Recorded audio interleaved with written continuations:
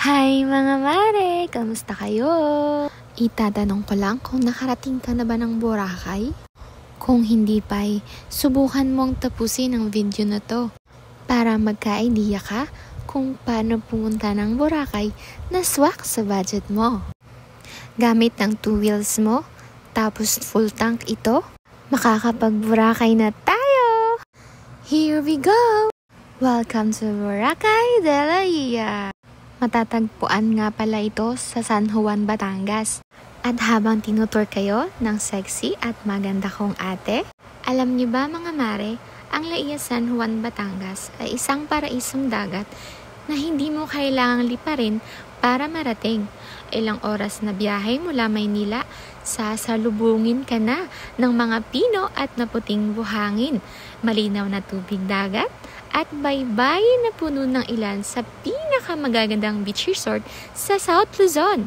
Kahit kilala at dinarayo na ang La Ia, marami pa ring bahagi nito ang nananatiling tahimik at nakaka-relax. Isa na nga rito ang Boracay de la Ia.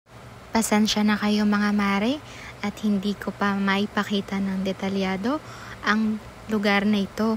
Hindi pa kasi ako ganun ka-eksperto sa pagbablog. Kaya hayaan niyo munang i-entertain kayo ng ate ko sa video na ito. Aray ko!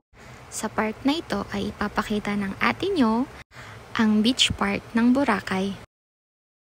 Hindi ito white sand mga mare, pero sulfur. Sulfur okay dito ang mga pebbles. Graba kung sa Tagalog.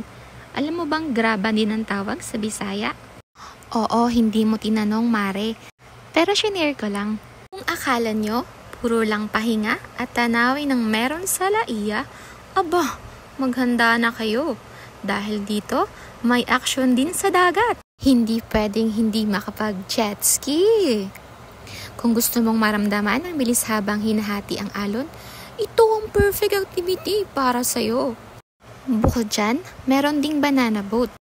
Pwede ka ring mag-kayak, mag-snorkeling, o sumubok ng island hopping.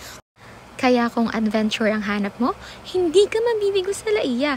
May chill, may thrill, kompleto mga mare! Wait. Hindi yan mga isda mare ha. Kami yan ang asawa ko. Nagsisiran kami. Ay, nanisid pala. At ayun na nga mga mare. Sana na-enjoy nyo ang picture natin dito sa Boracay. Hanggang sa muli,